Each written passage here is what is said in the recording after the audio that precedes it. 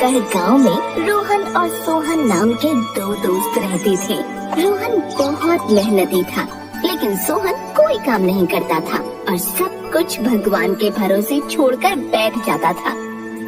एक दिन, भाई अब तो परिवार भी बढ़ रहा है, अब उनके लिए घर बनाना पड़ेगा। हाँ यार, कहता तो सही रहा है, लेकिन करें क्या? भाई एक काम करते हैं, जमीन ले लेते हैं और उस जमीन पर खेती करते हैं। अनाज का अनाज होगा और फायदा भी होगा। हाँ तू सही कह रहा है। चल साहूकार अमीर चंद के पास चलते हैं और जमीन का भाव पता करते हैं। दोनों मिलकर साहूकार के पास जाते हैं। साहूकार जी, हमें 1 बीघा जमीन खरीदनी है। तो खरीद लो, हमने कब मना किया है? जमीन खरीदने के लिए पैसे लाए हो। साहूकार जी, अभी तो हम बस जमीन देखने और जमीन का दाम पूछने आए हैं। अमीर चंद जी, क्या दाम है? 10,000 रुपए में मिल जाएगी जमीन। अमीर चंद जी, बहुत महंगी है जमीन। तो महंगी है तो कहीं और से ले लो। चलो चलो, अब जाओ यहाँ से। अमीर चंद की ये बात सुनकर दोनों मायूस हो जाते हैं और दोनों वहाँ से वापस आ जाते हैं। सोहन, जमीन तो बहुत महंगी है, अब क्या करेंगे हम? इतने पैसे तो हैं ही नहीं। हाँ, ऐसा कर सकते हैं, दोनों पैसे मिलाकर उस जमीन को ले लेते हैं और दोनों मेहनत करेंगे और जो भी फायदा होगा दोनों बराबर बांट लेंगे। हाँ यार, सही कह रहा तू, ऐसा ही करते हैं। ठीक है, तो कल चलते हैं। अगले दिन दोनों दोस्त जाते हैं और अमीर चंद से वो जमीन खरीद लेते हैं। अब सब ठीक हो जाएगा। हाँ, बस अब जमकर मेहनत करनी है। तो चिंता मत कर, भगवान सब अच्छा करेंगे। क्यों ना हम आज से ही काम पर लग जाएं? एक काम करो, तुम जाओ, मैं भगवान से प्रार्थना करके आता हूँ। है? रोहन जाता है और खेतों को जोतने लगता है और इधर सोहन भगवान की पूजा करने लगता है। और शाम को जब रोहन वापस आ रहा होता है तो उससे कहता है, अरे रोहन, तो चिंता मत कर, हमारी फसल बहुत अच्छी होगी। हाँ, आज मैंने पूरे खेतों को जोत दिया है, बस अब उसमें बीज बोना है। चल जा, तू भी आराम कर ले, मैं भी फिर कर लेता हूँ। दोनों अपने अपने घर जाते हैं और सो जाते हैं। और अगले दिन रोहन सोहन के घर जाता है। चल सोहन, बाजार चलते हैं और बीज ले आते हैं। तुम जाओ, मैं अभी पूजा कर रहा हूँ, मैं तुम्हें खेतों पर ही मिलूंगा।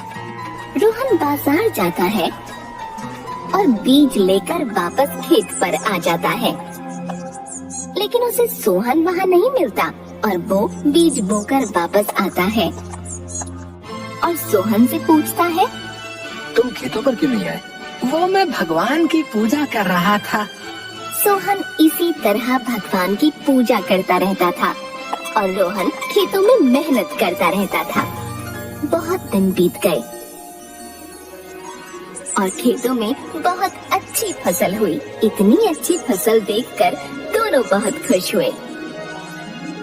वाह, कितनी अच्छी फसल हुई है। हाँ, सब भगवान की देन है। तुम एक काम करो, आज से ही कटाई शुरू कर दो।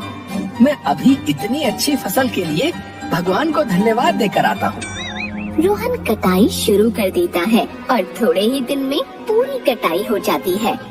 चलो, कटाई तो हो गई, अब इसे बराबर बराबर बांट लेते हैं। बराबर बराबर क्यों? मैंने बहुत मेहनत की है, मुझे फसल का ज्यादा हिस्सा मिलना चाहिए। अच्छा, अगर ऐसी बात है तो मैंने तो दिन रात भगवान की प्रार्थना की है, इसलिए फसल का ज्यादा हिस्सा मुझे मिलना चाहिए।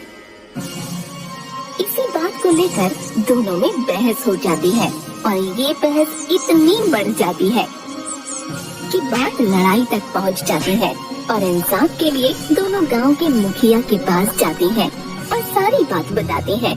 उनकी बातों को सुनकर मुखिया जी भी सोच में पड़ जाते हैं। थोड़ी देर सोचने के बाद उन्हें एक उपाय सूझता है और वो अपने गोदाम से 2 चावल की बोरियां मंगाता है।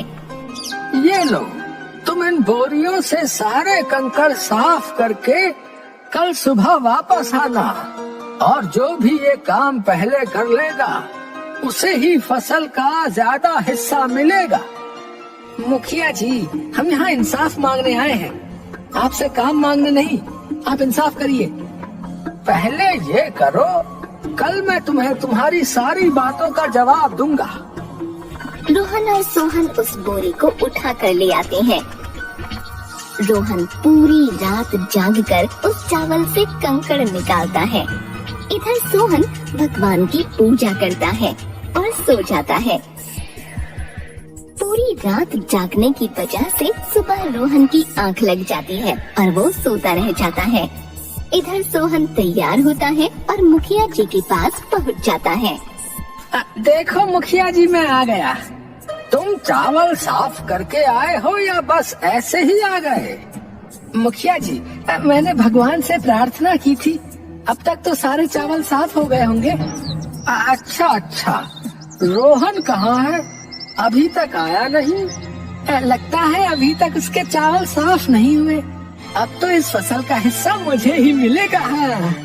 शांत हो जाओ, हम बिना इंतजार किए कोई भी फैसला नहीं ले सकते।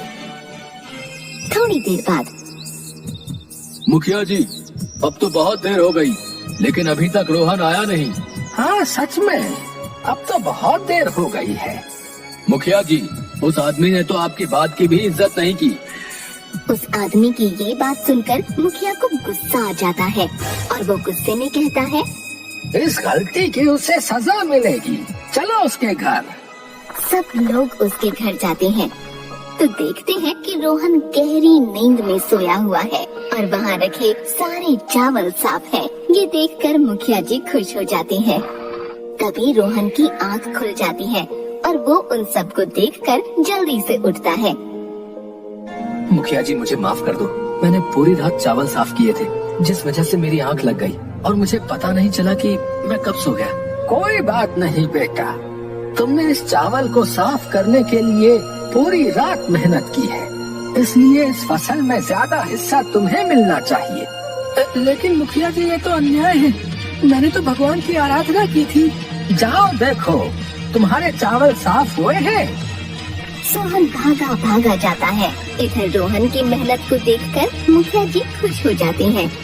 थोड़ी ही देर में सोहन वहाँ आता है और सोहन को देखकर मुखिया जी कहती हैं, क्या हुआ सोहन? मुखिया जी, चावल तो साफ नहीं है, लेकिन मैंने तो भगवान की इतनी प्रार्थना की थी, फिर उन्होंने मेरे साथ ऐसा क्यों किया? सोहन, भगवान भी उन्हीं की मदद करता है जो मेहनत करते हैं। सोहन को मुखिया जी की बात बहुत अच्छी तरह से समझ आ चुकी थी। अब वो भगवान की प्रार्थना के साथ साथ मेहनत भी करने लगा।